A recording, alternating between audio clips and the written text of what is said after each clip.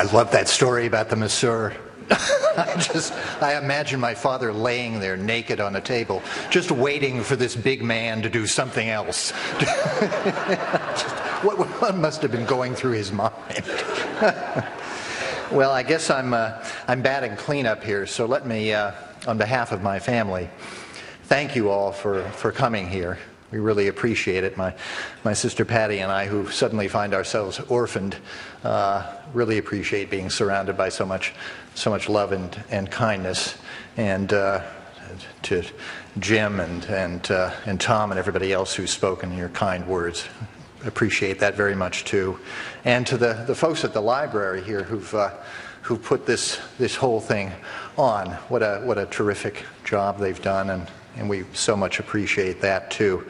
She did love a party, and she would want this to be a party. This is not a tragedy. This is a celebration.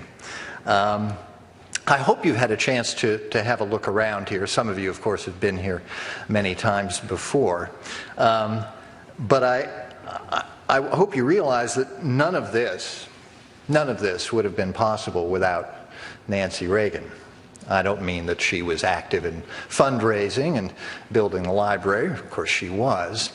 What I really mean to say is that there would be no Ronald Reagan Presidential Library without a President Ronald Reagan, and there likely wouldn't have been a President Ronald Reagan without a Nancy Reagan.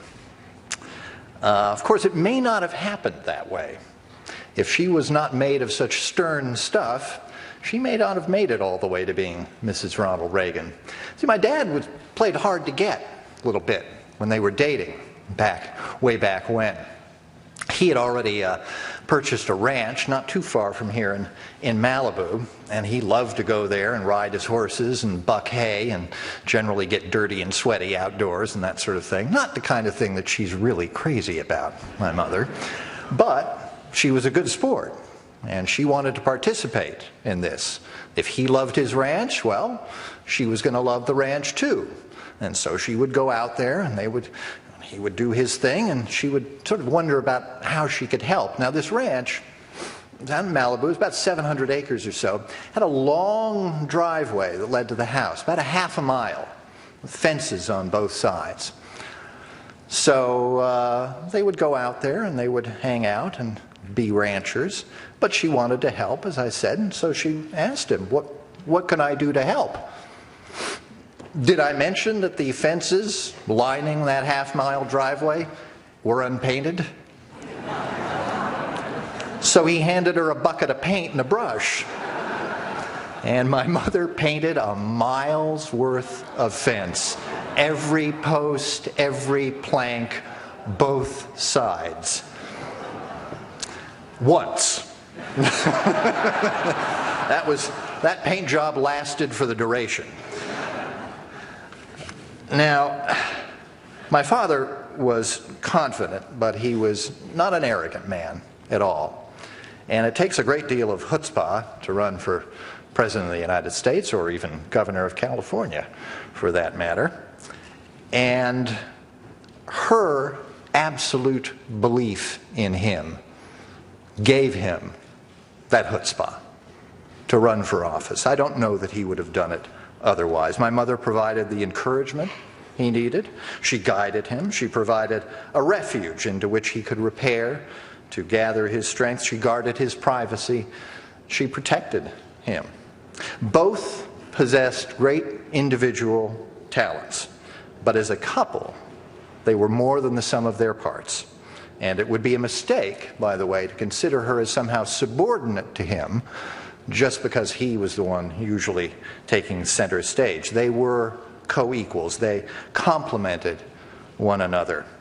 Individually, they may have gone far, but together they could and did go anywhere. My father was inclined to believe that everyone was basically good, and that certainly anyone who worked for him was pure of heart and could never be nursing a private agenda. My mother didn't share that inclination, and she didn't have that luxury. In my mother's world, you were either helpful to her husband or you were not. And I think we all know what side of the equation you'd want to be on. Since we're among friends, I think we can admit that she was not always the easiest person to deal with. She could be difficult, she could be demanding, she could be a bit obsessive.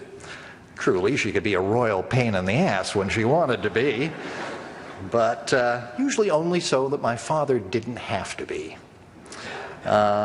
You didn't want to get on Mom's bad side, particularly by hurting her husband.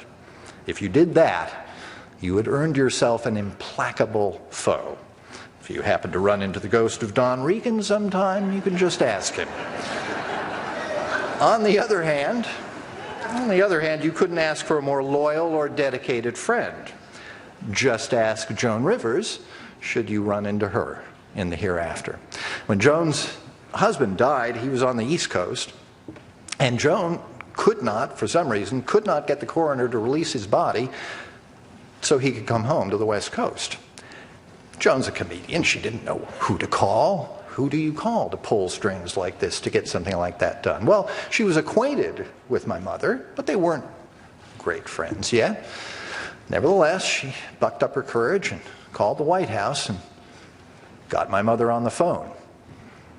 Joan's husband's body was on the next plane out of town to the West Coast, and Joan became my mother's buddy for the rest of her life. I see the faces of many friends here today, people who've known and loved my mother for years. But most of my mother's buddies are gone now. She's among the last of her cohort, the old gang, her generation, and now she is truly with them. If my mother had one great talent, I think it was that she knew how to love, and she loved one man more than the world. In her later years, after my father had gone, she used to ask me whether I thought she would be with him again when she died. I'm not a believer in the supernatural, but I always assured her that wherever Dad had gone, she was surely going to go there too. We should all be so lucky as to end up where we've always wanted to be. And today my mother comes to rest on this lovely hilltop with its far-reaching views next to her beloved Ronald Reagan Library. And by the way, from here, she will be able to keep an eye on things. Just saying, no slacking. How long will it be before tales begin to emerge of a petite Chanel-clad spirit roaming the galleries and halls? Just checking to make sure things are running smoothly. But most importantly, she will once again lay down beside the man who was the love of her life, the one she loved till the end of her days. They will watch the sun drop over the hills in the west toward the sea. As night falls, they will look out across the valley. My father will tell her that the lights below are her jewels. The moon and stars will endlessly turn overhead, and here they'll stay, as they always wished it to be, resting in each other's arms, only each other's arms, till the end of time.